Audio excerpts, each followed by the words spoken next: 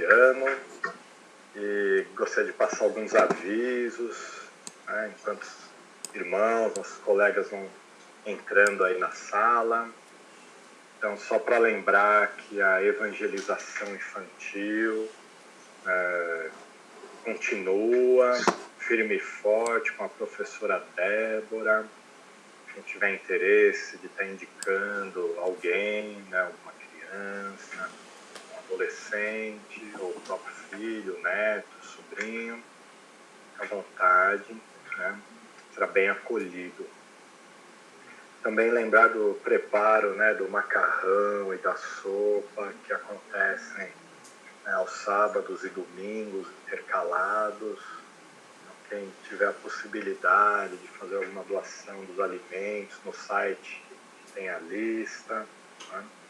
Uma outra coisa também em relação a alimentos, se alguém puder doar aquele potinho de requeijão também, porque agora, além da sopa e do macarrão, tem a gelatina, né? Então, se alguém tiver essa disponibilidade, será bem aceito esse potinho também de requeijão, tá bom?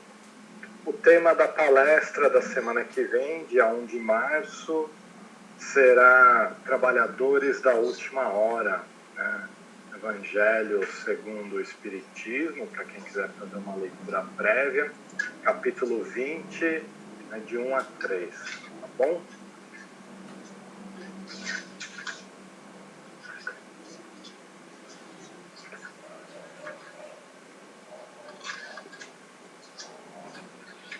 Eu vou fazer uma leitura aqui do livro Sinal Verde, né? O último texto, o texto número 50, na página 144, é um texto breve, curto e potente, né? Ante a oração.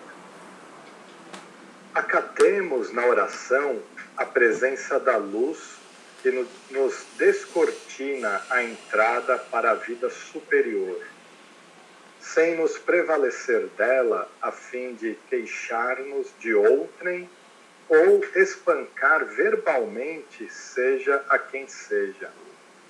Quando a nossa comunhão com Deus e com a espiritualidade superior não seja possível em lugar à parte, no silêncio do coração, conforme a recomendação de Jesus.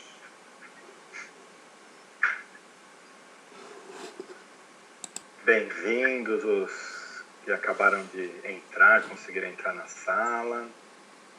Convido a todos a fazerem uma respiração, acalmando aí os pensamentos, elevando o nosso pensamento ao Mestre Jesus, agradecendo a presença de nossos benfeitores espirituais, que auxiliem na condução dessa reunião de hoje, um tema muito enriquecedor, Deus, né, das questões 1 a 16 do Livro dos Espíritos, que nosso mestre e seus benfeitores possam intuir, nosso irmão Luciano, que conduzirá a palestra de hoje, e que possamos abrir nossas mentes, nossos corações, receber aquela informação,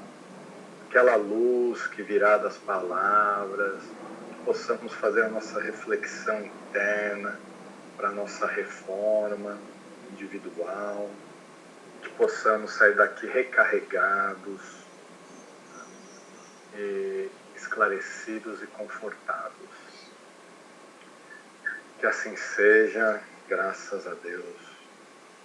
Passo a palavra ao nosso amigo Luciano, e por volta de 20h30 nós retornamos para abrir para as perguntas, né? Quem tiver alguma dúvida, algum complemento, alguma observação, fica à vontade, tá bom? Luciano, é com você, meu amigo. Obrigado, boa noite a todos. Estão me escutando bem aí? Estou escutando bem aqui. Então tá bom. Na pesquisa desse tema tão importante como o Gustavo falou, deixa eu só alterar aqui que uma falha técnica.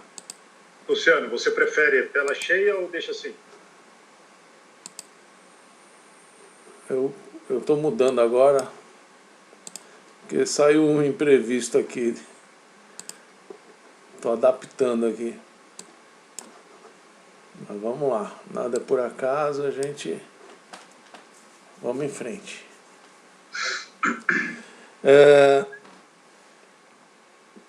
Quando a gente faz o estudo do Livro dos Espíritos, a gente nota que a primeira pergunta, a maioria dos espíritas sabe responder, né? Que é Deus? Inteligência suprema, causa primária de todas as coisas. Eu já acredito em Deus, por que eu vou estudar esse capítulo? Vamos estudar leis morais, vamos lá para frente lá, porque isso aí eu já aprendi, não preciso estudar isso daí não. Então a gente percebe muito isso daí, né? Esse pensamento de bom, vamos em frente, né? A gente quer saber coisas mais importantes, né? Como se esse capítulo não tivesse essa importância, né? E esse é um assunto que a gente debate muito com os nossos colegas de trabalho, com a família, e em muitas situações as pessoas perguntam a nossa opinião do que a gente percebe de Deus. Então, que é Deus, Kardec, né, que era o professor Rivail, ele era um monge druista há 2000 anos atrás, ele já era vegetariano, ele já é um espírito superior. Então, quando ele perguntou para os espíritos, ele não perguntou quem é Deus, porque quem já denota uma pessoa. Ele perguntou o que é Deus. Inteligência suprema, causa primária de todas as coisas. Agora, qual a percepção de Deus, né? A gente sabe que os atributos de Deus, ele é infinitamente bom, ele é onisciente, onipresente, mas será que a gente tem essa percepção dele ser onipresente nas situações mais difíceis que a gente passa? A gente sente isso? Os espíritos superiores, eles têm uma percepção maior de Deus. Então, os espíritos superiores é como se fosse uma lâmpada mais forte. Nós ainda estamos naquela lâmpada fraquinha, né? Que a gente ainda pensa que tem muita luminosidade, mas basta a gente sair para a rua que a gente quase não nota a nossa luz. Então, falta-nos muita percepção para ter um entendimento maior, uma percepção maior sobre Deus. Os nossos amigos, os nossos irmãos materialistas, eles têm uma visualização muito grande na internet. A gente vai procurar Deus lá, a gente vê assim poucas visualizações. E quando a gente vai ver o outro lado, o raciocínio que os materialistas têm sobre Deus, é uma quantidade de visualizações absurda, muito grande. E vamos dizer assim, é o que dá ibope, né? As pessoas, infelizmente, estão mais interessadas no raciocínio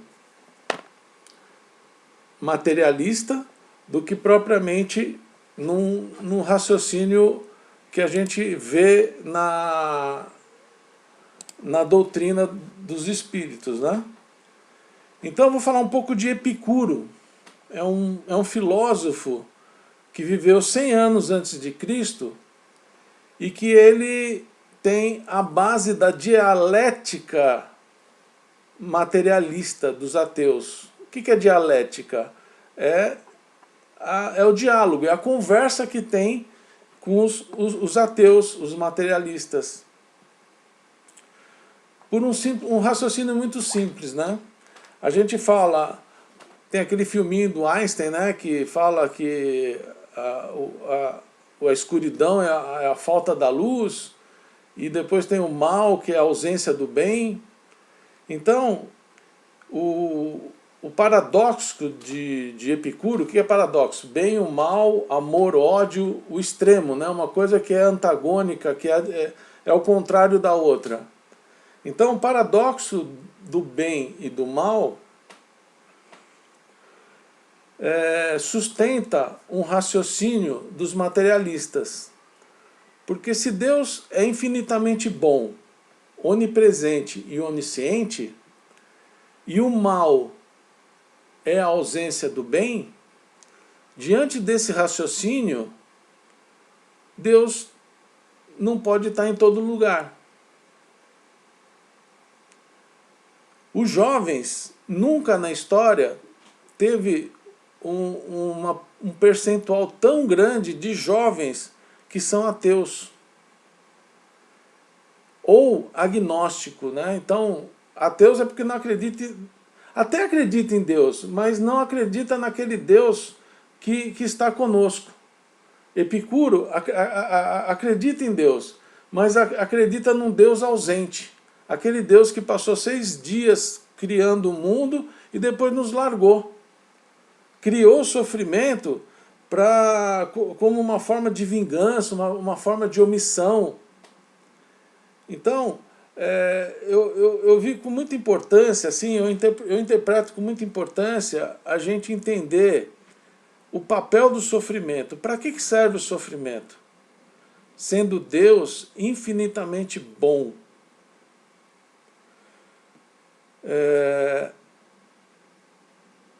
Vejam bem, Aristóteles, ele é discípulo de Sócrates e Platão. Sócrates e Platão, eles são os precursores da vinda de Cristo. Cristo, quando veio encarnar aqui na Terra, ele não simplesmente chegou de qualquer jeito, sem planejar, parou em qualquer lugar, não, foi tudo muito bem planejado. E Aristóteles foi o primeiro filósofo a questionar a justiça. E para entender a justiça, vamos usar aqui uma analogia de um saco de flautas que vai ser distribuído para várias pessoas. Para quem que a gente tem que entregar a melhor flauta? Para quem toca melhor a flauta ou para quem não sabe tocar? Para que serve a flauta? Serve para tocar uma música. Então Aristóteles acredita que a melhor flauta deve ser distribuída para o melhor flautista. Agora imaginem que do lado desse saco cheio de flauta, nós vamos ter um saco cheio de sofrimento.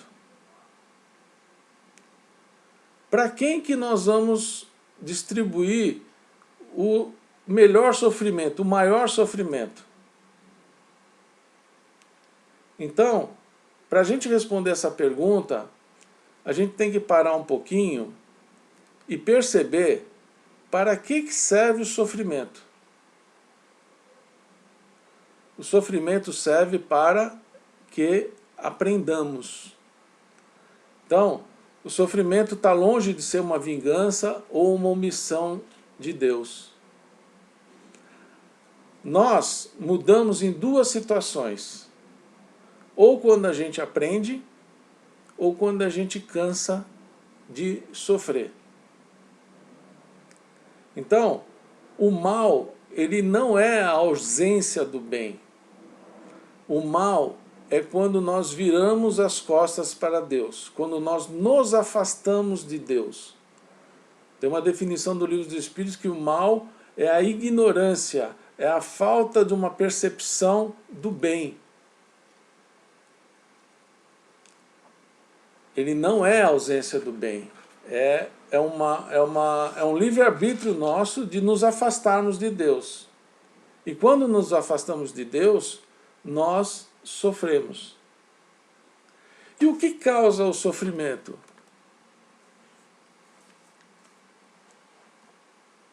estudando o Livro dos Espíritos, o próprio Evangelho, a gente vai se deparar em várias situações sobre o egoísmo e a vaidade, o orgulho. Então, quando Santo Agostinho nos convida a, antes de dormir, nós fazermos uma reflexão do que aconteceu durante o dia, fica aí uma ideia, fica aí uma sugestão da gente pensar um pouquinho o que aconteceu durante o dia que eu pude ficar irritado. O que me irritou durante o dia? Tal situação que tal pessoa chegou para mim e falou uma coisa que eu não gostei, eu fiquei profundamente irritado. Então, nessa hora, você pode identificar o que você tem de orgulho. Porque a pessoa que é humilde, ela nunca se ofende. Às vezes a gente para pensar, o que eu fiz de errado? Briguei com tal pessoa, não, mas isso aí está tudo bem, não. A gente sofre porque a gente tem orgulho ainda dentro da gente. Nós estamos adentrando ao mundo de regeneração e a gente pensa, muitas vezes a gente se engana, a gente se equivoca, né, pensando que o mundo de regeneração vai ser um mundo feliz. Não. O começo do mundo de regeneração está muito longe de um mundo feliz. O mundo de regeneração ainda é um mundo de nós espíritos que nós estamos na UTI, nós estamos saindo de uma situação ainda de um orgulho, de um egoísmo muito mais acirrado. Nós estamos muito mais para primata sem pelo do que anjo sem asas. Então nós temos muito ainda a percorrer, nós temos muito a ter que prestar atenção para desbravar esse mundo que Kardec codificou na doutrina dos espíritos. É uma novidade para a gente. Nós ainda vivemos muito aquele ódio, aquela raiva da Revolução Francesa, né, que os reis eram considerados enviados de Deus. Então a gente sabe na história como os reis abusaram dessa situação, né? Então isso está muito no inconsciente coletivo da gente, de um Deus preguiçoso, de um Deus que não está nem aí com a gente. Então é importante esse primeiro capítulo, a gente estudar bastante, a gente refletir bastante, com calma, cada ponto. Será que realmente eu percebo Deus dentro de mim, na minha respiração? Quando eu respiro, eu me acalmo? Aquela respiração quadrada que o Geraldo falou aí é muito importante, né? Respirar, segurar a respiração para oxigenar o cérebro. A gente pode entender, a gente pode ter uma percepção de Deus entrando dentro da gente para nos acalmar. Daniel Simmons é um psicólogo que ganhou um prêmio Nobel no final da década de 90. Ele faz um experimento, quem quiser procurar na internet, põe Daniel Simmons e o gorila. Ele pega dois times que estão jogando basquete numa área fechada, né? Um time com camisa branca e um time com camisa preta. E ele convida a nós contarmos quantos passes o time de branco vai fazer entre um jogador e outro. Então começa o experimento e um jogador passa a bola para o outro. Mais ou menos uns 3 minutos, o Daniel Simmons pergunta assim, quantos passes o time de branco deu para o outro? 15, 14 passes. E aí ele pergunta, vocês viram um gorila passar pelos jogadores? O resultado desse experimento é o seguinte, 98% das pessoas com mais de 21 anos não veem esse gorila passar. Não é um macaco, não é um mico, é um gorila. Ele chega no meio dos jogadores, ele bate a mão no peito assim e depois continua. Então 98% dos adultos não enxergam esse gorila, porque fica prestando atenção nos passes. Ou seja, esse gorila não tinha que estar lá. Até os 12 anos de idade, todas as crianças contam os passes e veem o gorila. A partir dos 12 anos, 20% não veem o gorila. E depois dos 16 anos, 60% não conseguem enxergar o gorila. Aí fica uma pergunta: será que na nossa vida tem mais gorila do que a gente imagina? Para onde está voltada a nossa percepção? Para onde está voltado o nosso foco? Nós temos aqui obras maravilhosas. A Gênese de Kardec, ela é um material riquíssimo para nos ajudar a perceber a criação, o efeito. Então, para a gente poder se aproximar mais de Deus, nós precisamos estudar a obra dele, o efeito inteligente que teve. O céu e o inferno. Quando a gente começar a rezar Pai Nosso que estais no céu e perceber que o céu está dentro da gente, nós vamos estar nos aproximando um pouquinho mais de Deus. A palavra Deus, ela vem do, se a gente procurar no dicionário, ela vem do grego e quer dizer sobrenatural. Essa simples definição já mostra um Deus distante. E Aristóteles traz um raciocínio de um Deus chamado Logos, que é a busca do porquê atrás do porquê. Por que isso acontece? Acontece por causa disso. E por que isto acontece? Por causa disso. Então, o porquê por trás de todos os porquês vai chegar no porquê final, que é a causa primária, inteligência suprema, causa primária de todas as coisas, ao Deus que o Espiritismo está nos trazendo. Não é um Deus que se vinga, não é um Deus que simplesmente deixou a gente perdido. Não, Deus está trabalhando até hoje. Ele não criou o mundo em 6 dias e descansou. Ele continua criando, ele sabe quantos fios tem de cabelo tem na nossa cabeça, ele sabe quantas folhas tem que está caindo de uma árvore. Enfim. Albert Einstein, ele tem uma frase sobre Deus muito interessante. Cuidado, Deus não joga dados. É muito importante para nosso entendimento do Deus espírita, do Deus que está nas obras de Kardec, a gente ter uma certeza muito forte sobre os fundamentos da doutrina dos espíritos, que são 5. É o próprio Deus, imortalidade da alma, comunicabilidade dos espíritos, reencarnação e evolução. Então, para o espírita, é muito complicado ele aceitar a afirmação que bandido bom é bandido morto. Se o bandido morre, ele vira obsessor. Bandido bom é bandido preso, é bandido sendo educado. A gente, desde pequenininho, a gente recebe uma carga muito forte da luta do bem contra o mal. E a gente vê cenas, parece uma lavagem cerebral, né? Que o malvado lá, o vilão, ele tem que explodir, tem que matar, tem que morrer.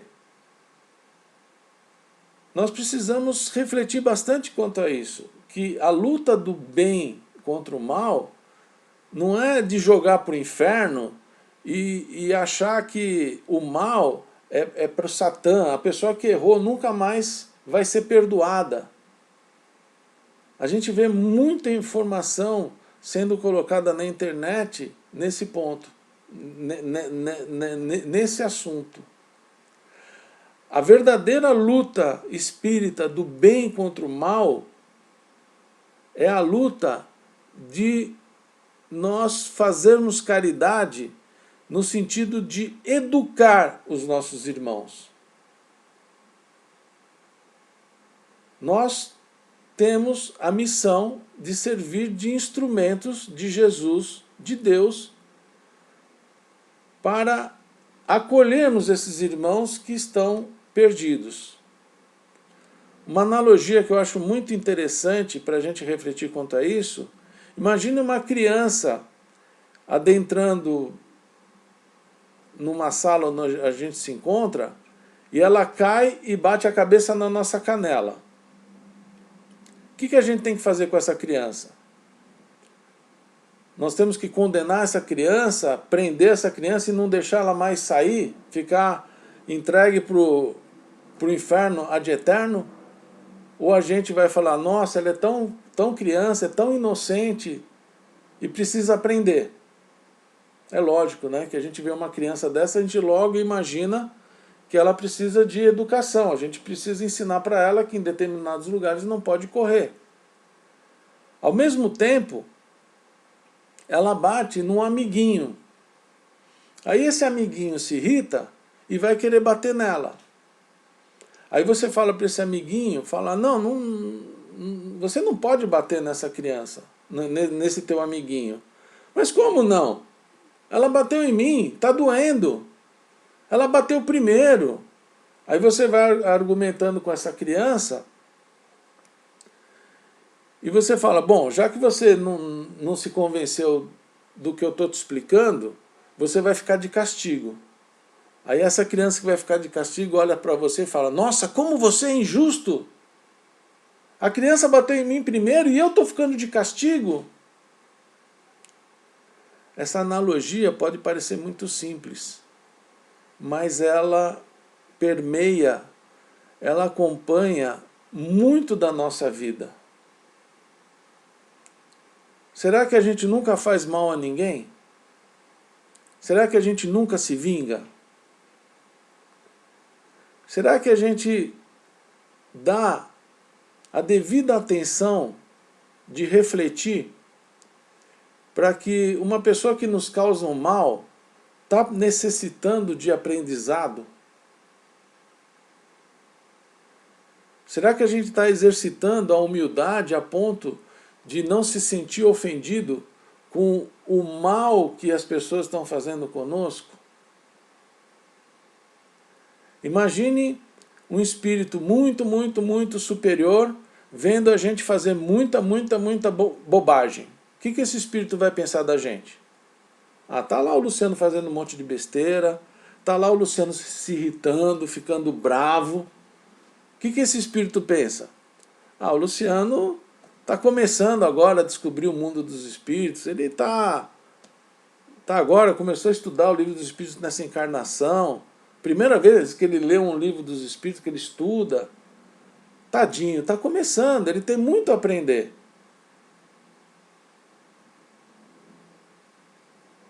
Será que nós temos essa mesma percepção com o nosso irmão que nos prejudica? Ah, tá bom. O sofrimento veio, eu não consegui aprender. Nós já falamos aqui que a gente tem duas situações, né? Ou a gente aprende, ou a gente cansa de sofrer. Então só tem dois líquidos que fazem a gente crescer, a gente evoluir. É o suor ou a lágrima. A gente viu nas últimas aulas, nas últimas palestras, muito produtivas, muito bacanas, muito bem conduzidas por pessoas bem preparadas, que a fé não é só crença. A fé, ela é ação. É uma comunhão, é um convívio com Deus. Você acreditar que a tua esposa, o teu filho, aquela pessoa que você convive existe, é uma crença, você acredita. Agora, conviver é algo muito mais complexo. Então, Deus nos convida a evoluir, mas evolução com inteligência. Não é uma evolução darwiniana que acredita que o acaso existe. O acaso não existe. Deus está sempre conosco através da sua inteligência, através do seu trabalho que tem um começo e tem um fim. Ele tem uma evolução inteligente. Como é que a gente pode pensar nessa evolução inteligente? Vamos fazer de conta que eu fui lá no Obreiros e peguei o saquinho lá do bingo que a gente distribui prêmios maravilhosos. Nós vamos pegar a pecinha de 1 a 10.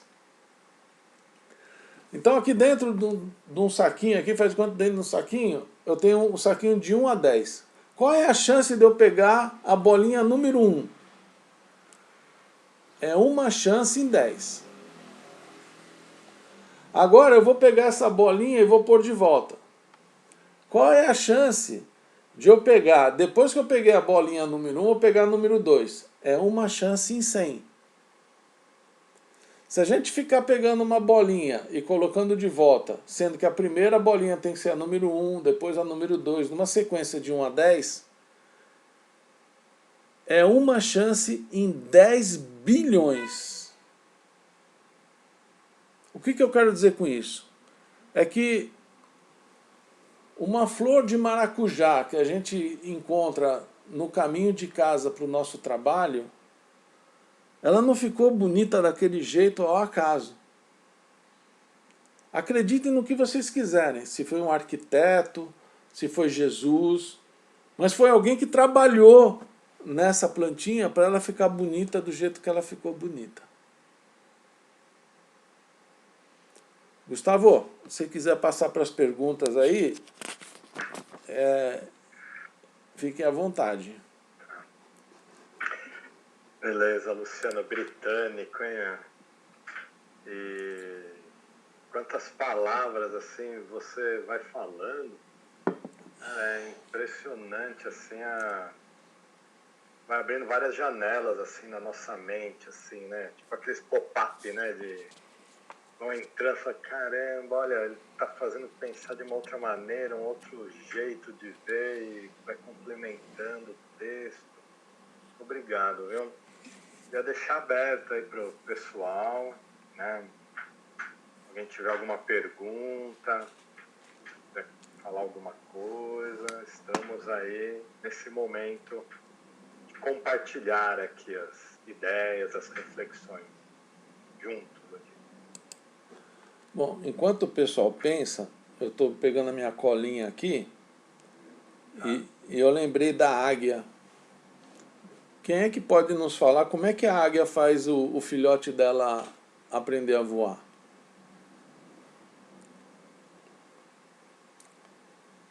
Eu acredito, assim, eu entendo que é a mesma maneira que Deus nos ensina a desenvolver mais o nosso próximo perispírito.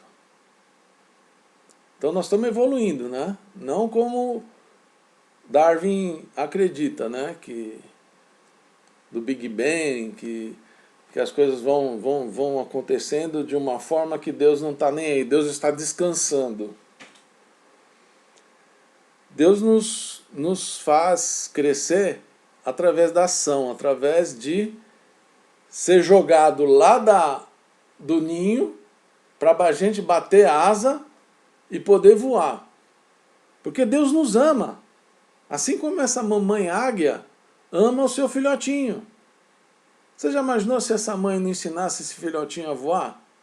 Ele ia ficar grandão, a mamãe águia depois ia ficar velhinha e não ia conseguir voar mais para trazer alimento para o filhotinho.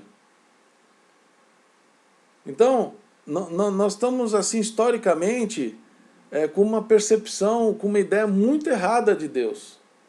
E nós temos o privilégio aqui de conhecer a doutrina dos Espíritos, que nos dá uma visão diferente, uma visão muito consoladora, uma visão muito otimista, que nos faz crescer ainda mais.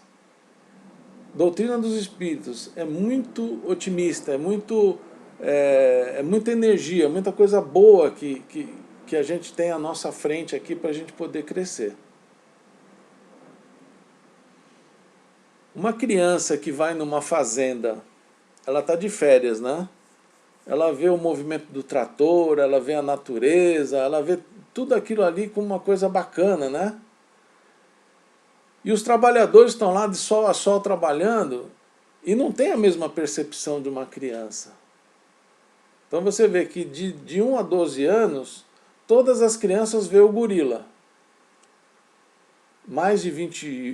Acima de 21 anos, apenas 2% vê o gorila. Então aqueles trabalhadores da fazenda que estão lá colhendo café, estão lá suando, estão com uma percepção de 2% de ver Deus, né? Será que quando a gente está trabalhando, a gente não pode parar um pouquinho para pensar e agradecer por estar respirando? A gente viu na internet aí um senhor lá na Itália, ele saiu do hospital e o médico falou para ele, olha, você tem não sei quantos euros para pagar pelo aparelho que você respirou. E ele começou a chorar. Aí o médico falou, não, fique tranquilo, se você não puder pagar, a gente parcela, tal. Aí o velhinho falou, não, não, eu tenho esse dinheiro, eu vou pagar, não tem problema. Eu estou chorando porque agora eu percebi como eu passei 93 anos da minha vida respirando e Deus não me cobrou um centavo por esse ar que eu respirei. Então é nessas coisas simples que a gente vê o infinito, né? Não o infinito de desconhecido, é o infinito da gente desbravar desse Deus que está conosco, dentro da gente, em qualquer situação. Até mesmo quando a gente prepara uma palestra e dá tudo errado, não é por acaso que isso aconteceu, né? A gente pegou as folhas aqui e comecei a pegar aqui, ai meu Deus, como é que eu vou fazer isso aqui? Espero que tenham gostado aí. É como você falou, não foi por acaso, né? Não, não foi. No coração, poxa. Se alguém tiver mais alguma pergunta. Olá, boa noite. Boa Oi, noite. Dani, tudo bom? Boa noite, Luciano. Boa noite. Boa noite. Obrigada pelas lindas palavras aqui. Muito bom, muito boa palestra, obrigada. Luciano, eu tenho assim uma pergunta. Você disse agora há pouco que muitos dos nossos jovens nunca teve tantos ateus assim nos últimos tempos, né? O que a gente pode fazer, nós como pais, como avós, como tios, como pessoas que amam esses jovens, como que a gente pode fazer para que eles percebam isso de uma maneira amorosa, né, de uma maneira assim, porque os jovens têm essa mania de tudo que vem agora dos mais velhos, não é legal, é chato, pega no pé. Como que a gente faz para mostrar para eles de uma maneira leve, de uma maneira alegre, de uma maneira que não seja chata, mostrar para eles como Deus é amor, como é gostoso perceber a presença de Deus. Ô, Luciano, só completando, né, a palavra da Daniela, eu tenho 22 anos e eu nunca vi algo tão difícil quanto colocar isso na cabeça dos meus amigos, das pessoas da minha idade. Então, eu acho que é uma dúvida que eu tenho também. Bom, eu vou dar a minha opinião. A minha visão sobre esse assunto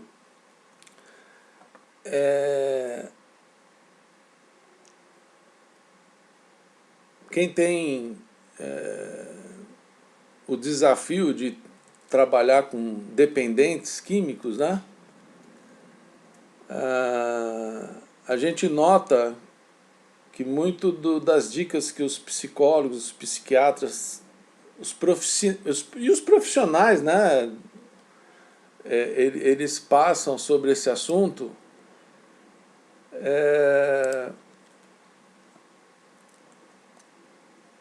um jovem que está ateu, um jovem que muitas vezes está pensando em suicidar, um jovem que se perde nas drogas, o que ele mais precisa?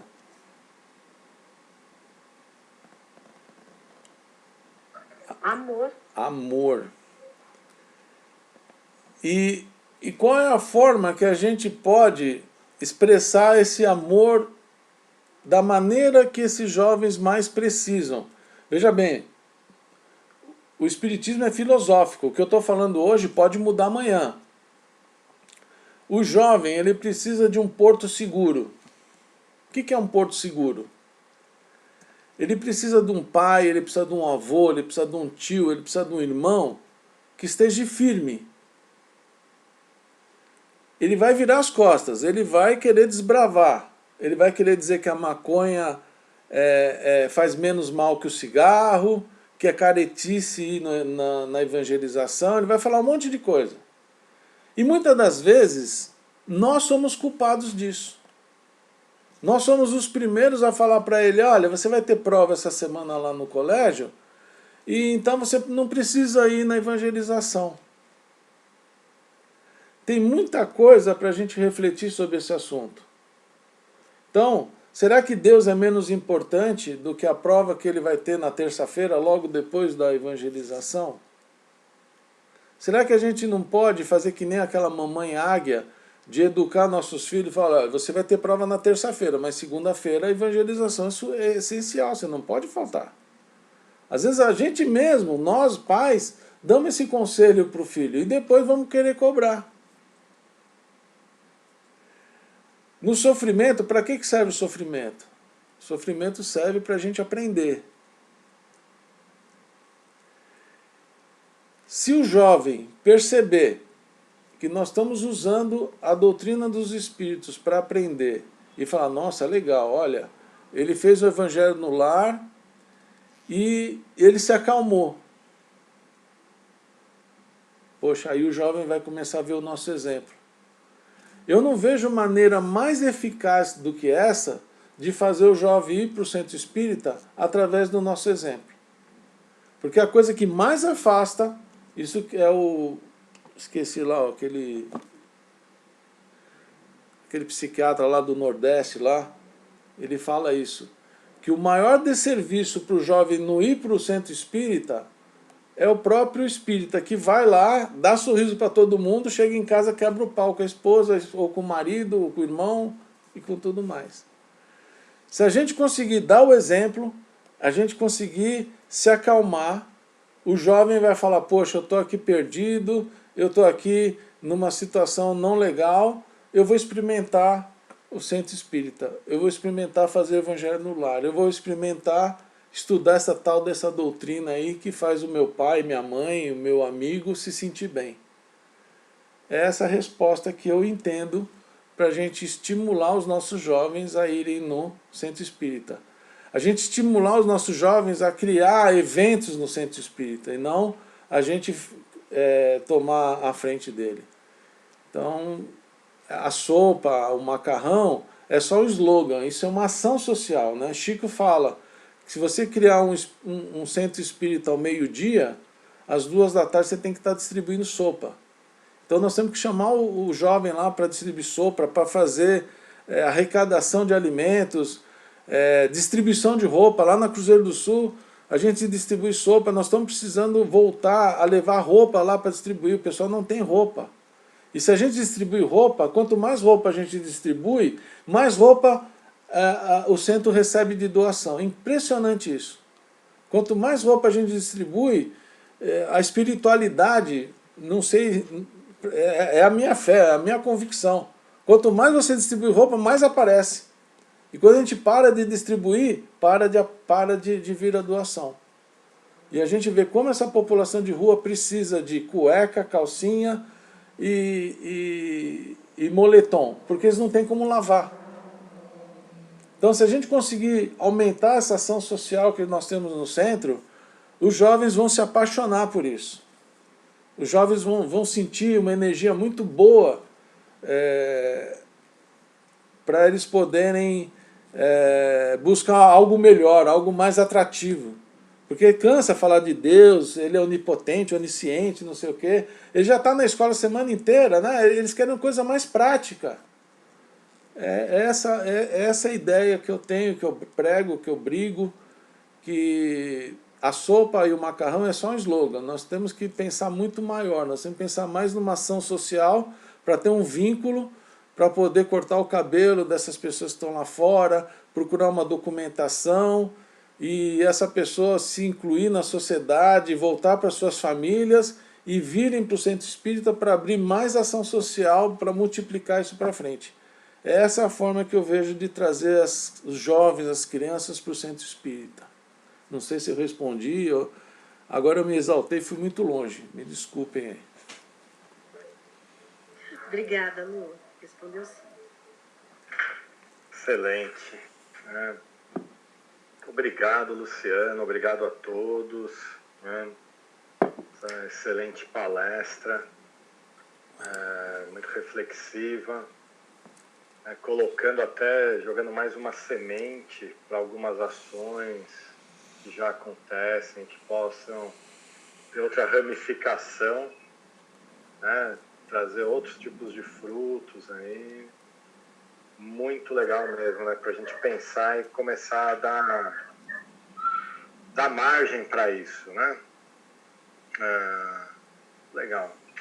Pensando aqui com umas ideias aí, depois vamos bater um papo, né? Agora eu vou convidar todos os colegas, irmãos aqui presentes nessa sala virtual, procurar uma concentração ainda maior nesse momento, né? Com a mente no nosso Mestre misericordioso, bondoso, Jesus, que está no leme deste planeta que está passando por uma provação, uma expiação coletiva, que possamos mentalizar uma energia muito boa, muito saudável, vibrar aqui para o nosso planeta, pela saúde física, mental, emocional, espiritual, de todos os espíritos aqui encarnados, todos os espíritos do plano espiritual que estão atuando aqui conjuntamente conosco. Vibremos.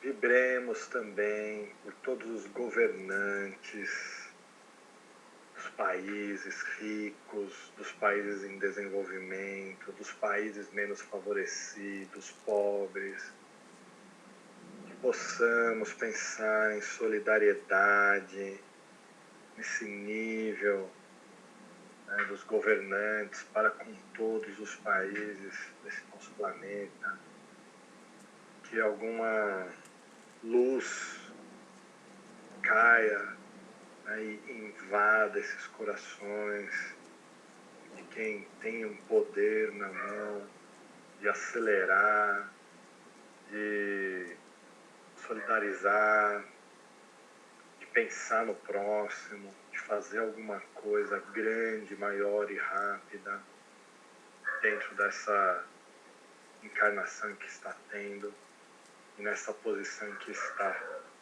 Então, vibremos por todos os governantes do planeta.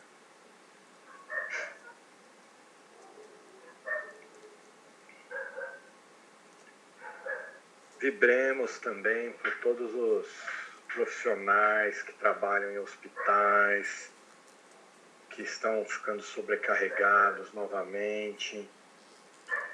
Todos eles, né, desde o médico, pessoal administrativo, de limpeza, né, operacional, todas as pessoas, enfermeiros que estão aí na linha de frente há quase um ano, encarando ali, passando pelas suas expiações, que possam ter um conforto e continuar perseverantes.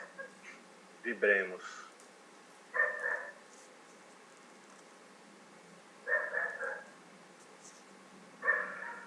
Vibremos também pelos jovens, né? Como nosso irmão Luciano trouxe na palestra, essa reflexão, para que dentro da nossa possibilidade de amar, de influenciar, que possamos, quem sabe, humildemente tocar a alma desse irmão jovem em idade aqui, né? E que ele possa sentir, e ainda nessa encarnação, se assim desejar, procurar uma transformação, uma aceitação, e entrar na vinha conosco para o trabalho que não falta. Vibremos pelos jovens.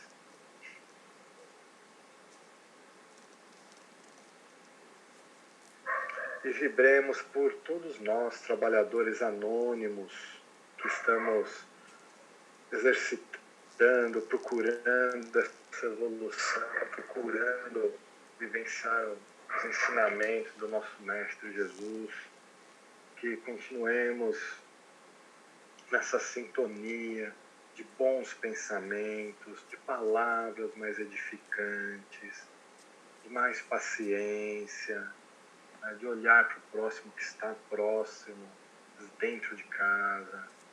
Essa pandemia fazendo com que a gente conviva mais, né, com mais afinco, que possamos aproveitar também esse momento para crescer, evoluir moralmente, espiritualmente.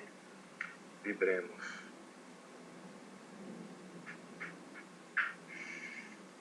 Para fechar a nossa noite de hoje, gostaria de agradecer a todos os nossos benfeitores espirituais que aqui nos acompanham.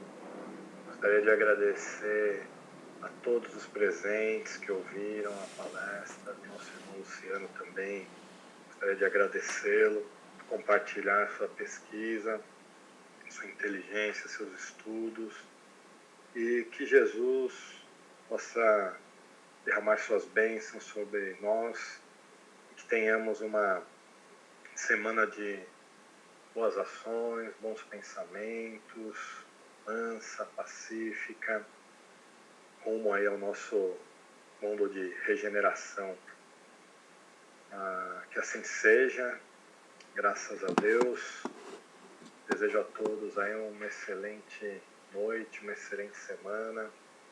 Até segunda-feira, se Deus quiser. Grande abraço a todos.